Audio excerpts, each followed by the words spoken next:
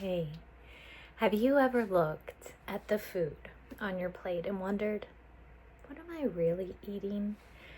I mean, sure, it looks like food, but is it truly nourishing your body? Or just feeding an industry built on profit? I'm Rebecca Gordon, and today we're diving deep into the truth about the modern food industry and how we went from wholesome, nourishing traditions to chemical laden convenience and what you can do to take your health back. For thousands of years, humans have processed their food, and we've chopped, soaked, cooked, dried, fermented, not to harm the food, but to make it more digestible and last longer. Traditional processing was about preserving nutrition and enhancing flavor. Like, think of aged cheeses and sourdough bread or pickled vegetables. Farmers and artisans, they turned raw ingredients into nutrient-rich foods that could last for months or years. And all the profits stayed right there in the community. But then something changed. And in modern times, we traded local artisans for global corporations. Industrial food processing doesn't aim to nourish, its aim is to maximize profit. And the result was a system where convenience and shelf life matter more than health. Our grocery stores are now filled with what I like to call food-like products. They're engineered, not grown, and they're filled with additives, preservatives, and chemicals that make food look, taste, and last better, but do absolutely nothing for your health. The global food system we rely on today is a world away from farms that our ancestors really nourished and lived off of. So let's break it down. After the Green Revolution in the 1950s and 60s, farms, they began adopting industrial methods like modified seeds, chemical fertilizers, pesticides, and irrigation, which was designed to push yields higher and higher. But in chasing profit, we forgot a crucial thing: the soil, right? Our soil is depleted. It is stripped of essential minerals like magnesium, zinc, iron, calcium, and modern fertilizers only replace nutrients, 3 of them: nitrogen, phosphorus, and potassium, but that's it. So when the soil lacks nutrition, so do we.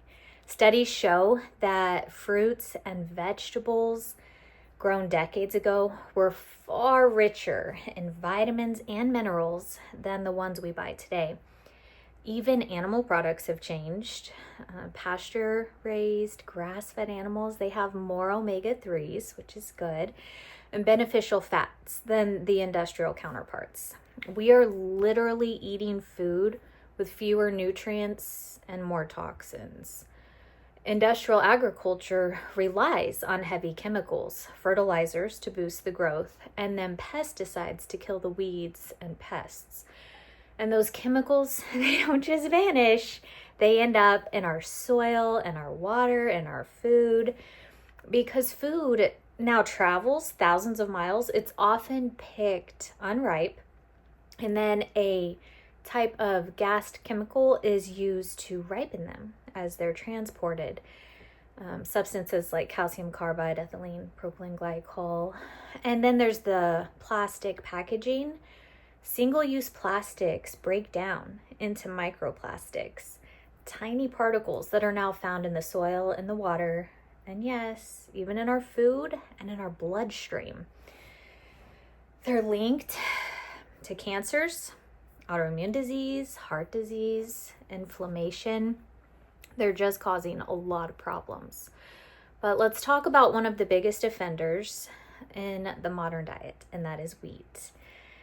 Wheat has been cultivated for thousands of years, but in the last century, It's been completely transformed, hybridized, sprayed with herbicides like glyphosate, and genetically altered to yield an increase, right? They need to make more. But it also increases the gluten and starch content, which isn't good for us.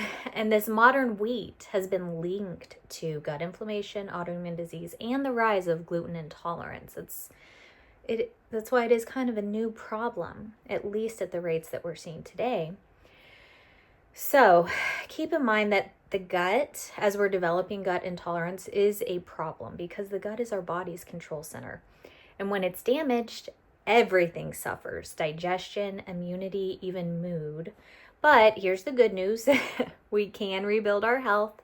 And one of the best ways to do this is with fermented foods. During fermentation, beneficial bacteria and enzymes form. They do multiple things. One, they strengthen the gut health and immunity.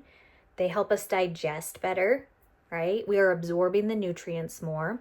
They create powerful compounds like vitamin K and probiotics. And they even help regulate the mood and sharpen mental clarity. Because keep in mind, 80% of serotonin, which is your happy hormone, it's made in the gut. So fermented foods like sauerkraut, kefir, miso, and kombucha, they taste good if you're used to them, but they also help the body to heal itself. So let's think about, as we're trying to heal from some of these things, we see fermented food as a healthy option. But some of the things that are actually causing the problems and are part of the epidemic is from additives. And so I want to touch on 6 different types that are a serious issue today. One is artificial colors. They are linked to hyperactivity and they have a possible cancer risk. 2 would be flavor enhancers like MSG. Everybody's heard of that. It makes foods more addictive and it can cause headaches and neurological problems. 3 would be preservatives. You know, they prevent spoilage, but they also help, or not help, I'm sorry, they help to prevent spoilage, but they also harm your gut microbiome. 4 would be artificial sweeteners. They are not your friend. They are marketed for weight loss, but they confuse your brain and harm your gut bacteria, and they actually increase, or they can increase sugar cravings. 5 would be emulsifiers, thickeners, things that help with the texture of stuff like drinks and sauces and just so many different things. And they disrupt the gut lining and trigger inflammation. And the 6th would be synthetic antioxidants like BHA and BHT. They're used to prevent rancidity in oils, but they are classified as possibly carcinogenic. So I really want you to avoid those if you can. This brings us, though, to labels and how food companies can deceive you. Companies have become experts at greenwashing their labels. Terms like natural flavor, rosemary extract, or clean label, they sound innocent, but often hide synthetic chemicals. For example, like natural lemon flavor. Sounds good, right? It's lemon. Lemon's good for you. But it might not contain any real lemon. It could be made from corn-derived sugar sweeteners of some sort, and then lab-made flavorings and preservatives. So here's a simple rule. If you can't pronounce it, your body probably doesn't need it. So if you look at the label, you don't know what it is, you don't know how to say it, you've never heard of it, your body probably doesn't need it. So keep that in mind. Now, you do have more power than you think, and here's how to start taking it back. Choose real foods. Foods with ingredients you recognize, like we just touched on. Shop local and organic whenever possible. Avoid processed oils. Really try to avoid processed oils. Refined sugars and artificial sweeteners. Read labels carefully. The fewer ingredients, the better. And feed your gut with fermented, whole, nutrient-dense foods. And most importantly, slow down. Reconnect with where your food is coming from. and how it makes you feel. Now, the problem isn't just what's on our shelves. It's that we have forgotten what food truly is. Food is medicine. It is. Food is connection. Food is life. You can't get by without it. You have to have it. And when you choose real, whole foods, you're not just nourishing your body. You're taking a stand for your health, your community, and your future. Let's bring back food to what it was always meant to be: real, honest, and alive. See you in the next video.